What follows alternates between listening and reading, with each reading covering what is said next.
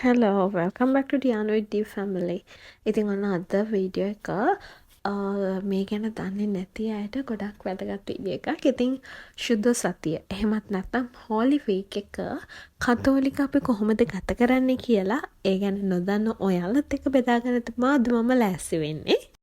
ඉතින් ශුද්ධ සතිය පටන් ගන්නේ ගොප් ඉරිදාෙන්. ඉතින් ගොප් ඉරිදා මුළු දේවස්ථානයම සැරසිටි කරන්නේ මෙන්න මේ ෆාම් සතු වලින්. එහෙමත් නැත්තම් මෙන්න මේ ගොක්කතු ගොක්කොල අන්න ඒ දේවල් වලින් තමයි. ඉතින් මම ඔයාලට ගොක්කිරිදා ගැන මෙන්න මේ විදිහට විස්තර ටිකක් කියන්න.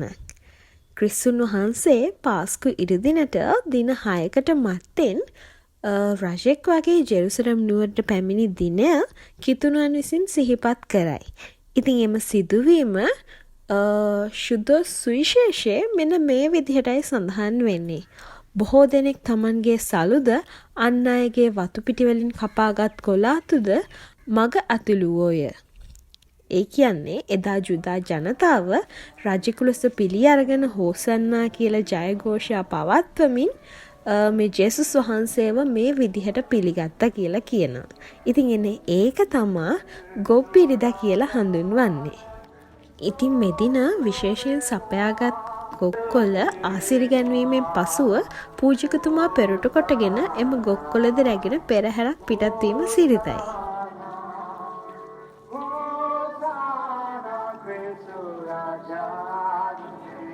ඉතින් එදා අපි ආසිරි ගන්වල ගන්න ගොක්කොලේ මෙන්න මේ විදිහට කුර්සේ හැඩයක් හදනවා. ඉතින් මේවා විශේෂයෙන් ගෙදර සුරුවක් කූඩුවේ තියෙනවා. ඉතින් මේක අපිට ඕන වෙනවා ඊළඟ අවුරුද්දේ අලුබදාදට අර අලු විදිහට ගන්න. ඔයාලට මතක ඇති මම කලින් වීඩියෝ එකේ ඒ ගැන සඳහන් කරා ඒ වෙලිච්ච ගොක්කොල ගැන. ඊළඟට මම ඔයගොල්ලන්ට එක්ක කතා කරන්න යන්නේ මහා බ්‍රහස්පතින්දා ගැන. ඉතින් මහා බ්‍රහස්පතින්දා පූජාවේ වීඩියෝ ක්ලිප් එකක් තමයි ඔයාලට මේ පේන්නේ. ඉතින් මහා බ්‍රහස්පතින්දා මුලින්ම ඒ ගැන ඉතිහාසය ඔයගොල්ලන්ට එක්ක බෙදා ගන්න. මහා බ්‍රහස්පතින්දා ජේසු විශේෂයෙන් දිවස ප්‍රසාද වහන්සේ සහ පූජාතුරේ කියන ප්‍රසාද නිදාන ස්ථාපිත කරා. ඒත් එක්කම ගෝලෙන්ගේ පාද සේදුවා. ගෝලන්ට එක්ක අන්තිම රාත්‍රී භෝජනය ගත්තා. ඉතින් ඒ දේවල් තමයි මහා බ්‍රහස්පතින්දා දිනේදී සිහිපත් කරන්නේ. ඉතින් මේ ඔයගොල්ලන්ට පේන්නේ ජේසු එදා අන්තිම රාත්‍රී භෝජනයට කලින් තමන් පාවා දෙන්න කලින් ගෝලේ 12 දෙනාව කැඳවලා එයාලගේ පාද දෝවනය කරපු එක අපිත් සිහිපත් කරනවා. මේ විදිහට පුද්ගලයන් ගෝලයෝ වශයෙන් 12 දෙනෙක් තෝරගෙන පියතුමා මෙන්න මේ විදිහට වතුර භාජනයකින් එයාලගේ පාද සෝදලා පිහදාලා සිද්ධ කරනවා. මේ ඔයාලට පේන්නේ එන්නේ චාරිත්‍රය සිදු කරන දිව්‍ය පූජා වෙලාවේදී. ඉතින් විශේෂ දෙයක් තියෙනවා. අපි වෙනදට දිව්‍ය පූජා නියමිත වචන කියලා දිව්‍ය පූජාව අවසන් කරනවා. ඉතින් මෙතනදී දිව්‍ය පූජාව අවසන් කිරීමක් සිදු වෙන්නේ නැහැ. අපි දිවස ප්‍රසාද වහන්සේ විශේෂ මණ්ඩපයක තැන්පත් කරලා මධ්‍යම රාත්‍රිය වෙනතෙක් යක්ෂා කරනවා. ඒත් එක්කම පල්ලියේ තියෙන ජේසු කුරුසෙන ගහලා තියෙන සුරුව මුත්තණු ජේසු කුරුසුරුව මෙන්න මේ වගේ සුදු රෙදි වලින් වහනවා. ඔයාලට මේ පේන්නේ දැන් මේ විදිහට වහලා තියෙනවා. මේ තමයි අර මං කිව්ව විශේෂ මණ්ඩපය. ඉතින් මෙතන තමයි ආරක්ෂා කරන්නේ. ඉතින් විශේෂයෙන් මේ මණ්ඩපයේදී අපි එතන ඉස්සරහා ශුද්ධෝපය කරනවා. මේ මම දැන් මහා සිකුරාදා උදේ. ඉතින් අපිට උදේ පැය තමයි තිබ්බේ. ඉතින් මම මේ පල්ලියට යනවා උදේ පැයට සහභාගී වෙන්න.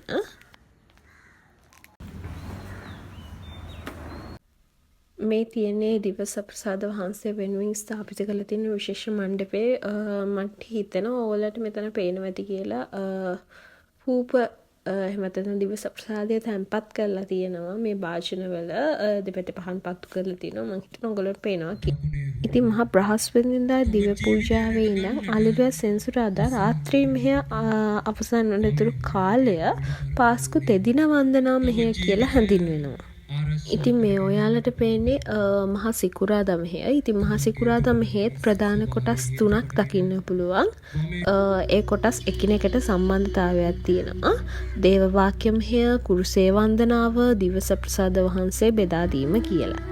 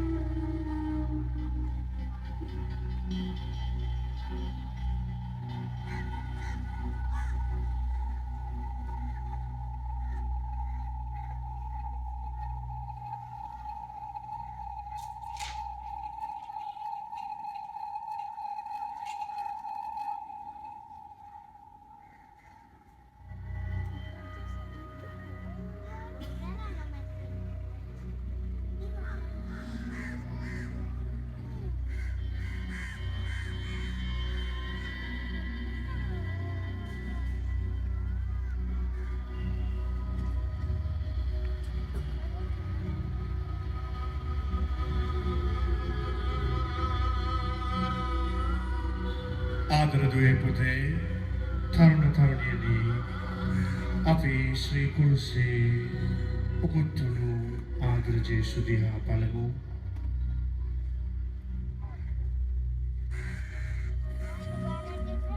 ඉතින් ජේසුස් වහන්සේ කුරුසෙන් උත්ථාන වුණාට පස්සේ මහා සිකුරාදා දවසේ මෙන්න මේ විදිහට ජේසු කුරුසෙන් බාලා තැන්පත් කරනවා. පස්සේ අපිට පුළුවන් කුස සිපාචාර කරන්න. ඉතින් මේ ඔයාලට පේන්නේ හාලෙලූයා සෙනසුරාදා. ඉතින් එදින රාත්‍රී යාමේ පැවැත්වෙන මේ පූජාව ආලෝකය හා ජලයේ මංගල්‍ය විදියට හැඳින්වෙනවා. ඊජිප්තු දේශයේ සෑහෙන කාලයක් පාරාවගේ දරුණු පාලනයෙන් නතුව සිටි හේබ්‍රව් ජනතාව රතු මුහුද මැදින් පොරොන්දු දේශයට පැමිණීමේ රාත්‍රිය තමා මෙදින සිහිපත් කරන්නේ.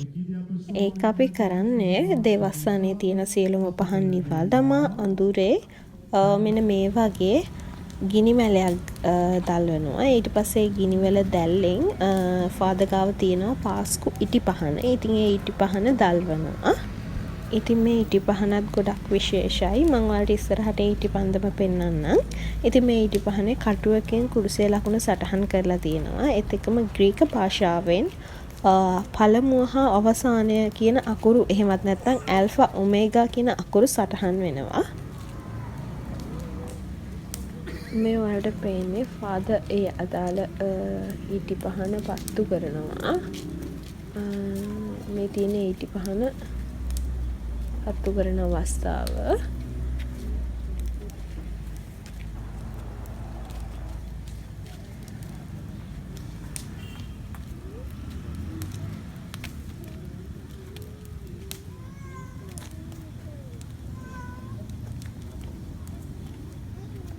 ඒ ඉටි පහන පත්තු කරගත්තට පස්සේ වෙන කිසිම ආලෝකයක් නැතුව ෆාදර් විතරක් මේ ඉටි පන්දම අරගෙන දේවස්ථානයේ ඉදිරිපිට යනවා.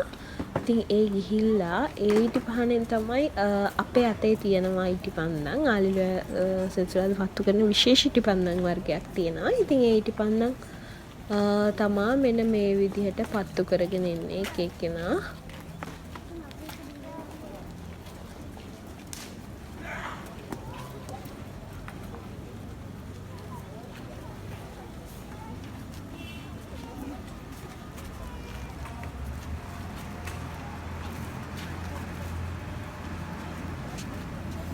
පත්තු කරන්නේ දිනුවින්ද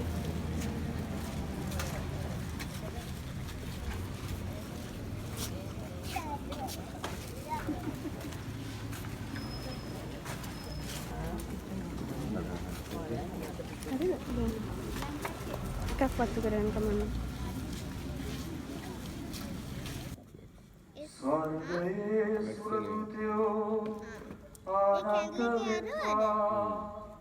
ඉතින් මේ හාලෙලූයා සෙනසුරාදා තවත් විශේෂ දෙයක් වෙනවා. ජලය ආශිර්වාද ගන්වනවා. ඉතින් අර පාස්කු ඉටි පහන ජල බඳුනකට දාලා තමයි ආශිර්වාද කරන්නේ. අපිට පුළුවන් මෙන්න මේ වගේ දේවස්ථාන වල හදලා තිනවා. ඒකෙන් අපේ අවශ්‍ය ජලය පුරව ගන්න පුළුවන්. ඉතින් අපේ නිවෙස් වලට ඒව අරගෙන යනවා. මේ ඔයාලට මං කලින් කිව්ව පාස්කු ඉටිපහන තමයි මේ පේන්නේ.